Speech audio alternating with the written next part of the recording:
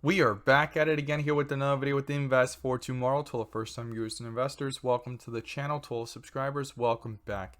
All I ask for in returns for to smash that like button to let me know you watch this video. Helps out the YouTube channel and lets me know you appreciate the time and effort I put into making these videos. So here we have the SPY. We're going to talk about the SPY, the S&P 500 index, the NASDAQ, 10-year Treasury, and everything going on because today the SPY took off and our SPY bot since 10 a.m. sent out a bull indicator and call options were up 3 to 5x, and the next indicator, which was a bear indicator, did not pop up until 2 p.m. and that was very short-lived.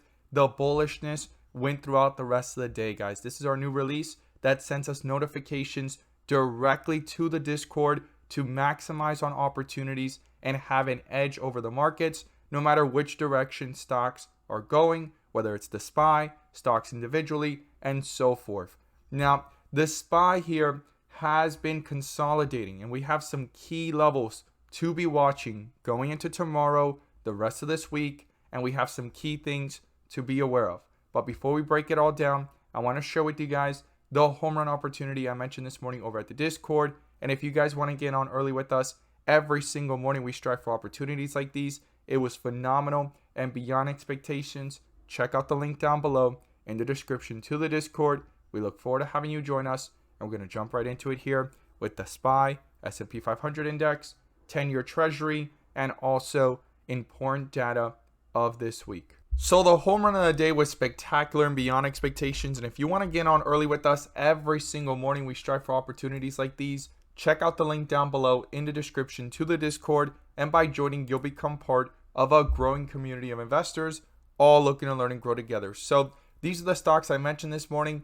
Both of them gave 5 to 10%, but one of them gave more than 10%, turning out to be a home run. This was spectacular, and in a matter of minutes, when we caught it in the pre-market, it was sitting sideways, took off for a 5 to 10% move, pulled downwards, got a bear indicator, and the stock was SOPA, dipped down towards $4, took back off, got that bull indicator, and hit a highest point of 45% plus, guys. If you guys want to get on early with us, every single morning we strive for opportunities like these. Check out the link down below in the description to the Discord, and we look forward to having you join us. Let's jump into these charts. So here we are with the SPY, and it's been consolidating for the last several days. And as you saw earlier in the video, the SPY bot has been sending us notifications every single day to have an edge over the markets within the volatility. I mean, on the 4th, the bull indicator popped up as well pretty early on at around 11 a.m.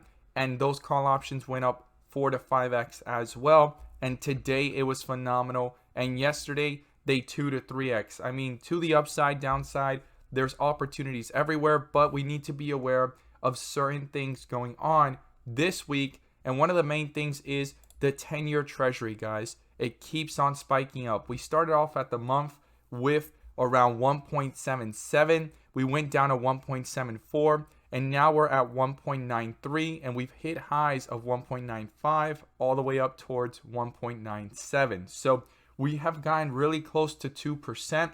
I've stated we may break through it or get close to it, and right now we're at 1.93, 1.94, bouncing back and forth as I do this video.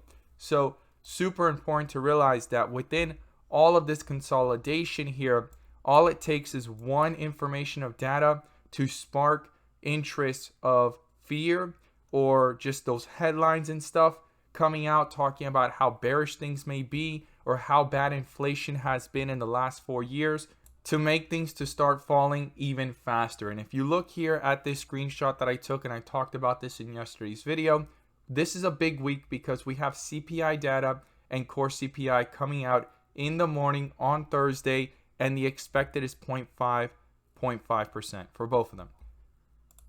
And if they come in higher, that can spark fear. And one of the main things I'm going to be watching is 42 vision, which I'm going to pull up here. You can now gain access to 42 vision as well, the bull and bear indicators, to maximize on the opportunities within the volatility of the markets by receiving the clarity you deserve within the volatility, whether stocks are going up or going down, right? So on the 30-minute, apart from just our SPY bot sending it out and that bull indicator popping up around 10 a.m., 11 a.m. this morning, we also got another confirmation not only on the 5-minute but on the 15-minute and on the 30-minute. So back to back, those were all strong confirmations that things were going to go higher, and we're under a bull indicator right now. Now, a lot of people are questioning, is this a bull trap? Is this a bull trap going into CPI data and things keep on rallying and then they go back down? Or is this just going to be the trend this week until we get the news and we break out either to the upside or to the downside of this consolidation once CPI data comes out? Will it bring it right back down, or is it going to spike it right back up and continue going higher? These are the key things to be watching, because right now the overall market, yeah, it's moving every day, but it's not moving much higher or much lower. Everything's just sitting sideways, and then you have some stocks going higher and then ending the day lower, presenting opportunities in between. But right now in this consolidation, we have some key things to pay attention to. And apart from the S&P 500 index sitting sideways and slightly dipping here and trying to hold itself up, you actually can go over to crypto and see that a lot of cryptos have spiked up, right? You can go to Doge, you can go to Shiba Inu, you can even go to Bitcoin, right? And see that things have been spiking up the last several days since February 3rd and the 4th. Things have been pretty strong since then. And that's one way to foreshadow that rates might come in higher, because a lot of people flock over to crypto when people think inflation's going to be high. This may be a temporary kind of shift. We don't know just yet, but CPI data this week is going to be very important. And this is another way to measure how much people think inflation is going to run higher. And this just continues to spike up. Eventually, it will catch up to asset prices, whether it's growth stocks, tech stocks, Bitcoin, and also the S&P 500 and the NASDAQ. They will all catch up to it eventually, creating a bearishness that a lot of people were not expecting out of nowhere. So if CPI data does come better than expected, or a slight inflection to the downside compared to December's readings for January now, because we're reporting, obviously, remember, in January, December's, and in February now, we're reporting January's. If there's an inflection to slightly to the downside, that's going to seem bullish. But if there isn't, or things are getting higher or hotter than expected, that's going to create bearishness, okay? And if I pull up here the S&P 500 index again, you could see again the consolidation on the 30-minute. You could see on the 4-hour that we're under a bull indicator and things are trying to hold up, but we've pulled back down. If you put the 1-day as well, things are just sideways here, and we've pulled back from that one bull indicator, which I've used to measure and see, is this a fake out or a real potential for a breakout, right? Like a potential pullback setup for the next bull run. But it's going to need to break up here 4,600. That's going to be one of the most important things for it to go higher if it's going to be a true bull run or a true bull indicator with strength. Because I also remember this one right here, but then things started to pick up. And this was the 2020 crash. When that bear indicator popped up, things pulled back, slightly came up, no bull indicator. And this is what gave me confidence to know that things were kind of bearish, because we were still under a bear indicator and things were pulling downwards, right? And that's what I was looking for in today's reaction, right? If this went up and no bull indicator, it would signify a fake out. But now we're in between, right? So CPI data is going to clear that up. And if this starts pulling down really fast and gets another bear indicator,